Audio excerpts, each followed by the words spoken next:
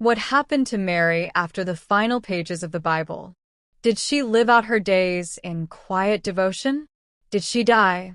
And if so, where is her tomb? Or did something extraordinary take place? Something that points to the future hope of every believer? Today, we begin a sacred journey into one of the most beautiful and mysterious beliefs in Christian tradition, the Assumption of Mary. This is episode 1 of our 8-part series where we will explore the theology, biblical foundation, historical development, and global devotion surrounding the Assumption of the Blessed Virgin Mary.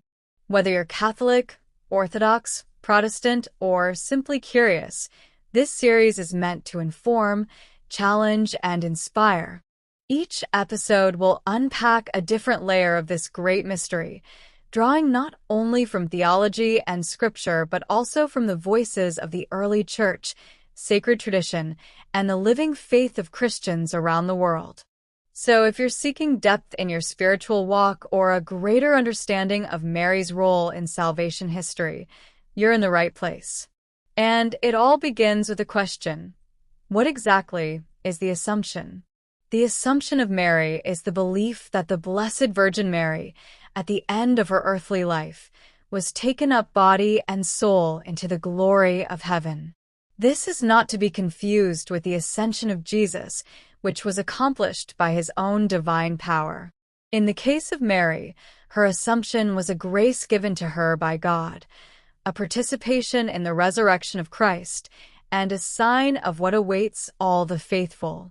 The Catholic Church teaches this as a solemn dogma, declared infallibly by Pope Pius XII in 1950 in the Apostolic Constitution Munificentissimus Deus. In it, the Pope stated, "The Immaculate Mother of God, the ever-Virgin Mary, having completed the course of her earthly life, was assumed body and soul into heavenly glory." This declaration did not invent a new belief, but rather confirmed what had been held by the faithful and celebrated in liturgy for centuries. The Eastern Orthodox Church also holds to this truth, though they refer to it as the Dormition of the Theotokos. According to this tradition, Mary fell asleep in the Lord, and shortly thereafter, her body was taken up into heaven. Orthodox liturgy and iconography richly preserve this belief, and the Feast of the Dormition is one of the great celebrations of the Eastern Christian calendar. But what about other Christian traditions?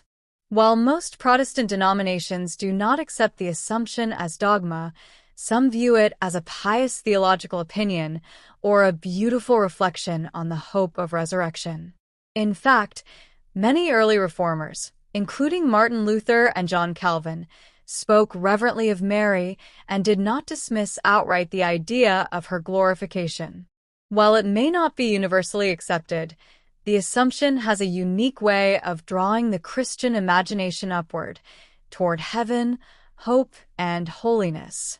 So why is it important that we talk about the Assumption today? In a world so often consumed with death, fear, and decay, this doctrine stands as a radiant sign of what God intends for the human body and soul. It proclaims that the body is not disposable, not a prison, not something to escape, but a temple destined for resurrection.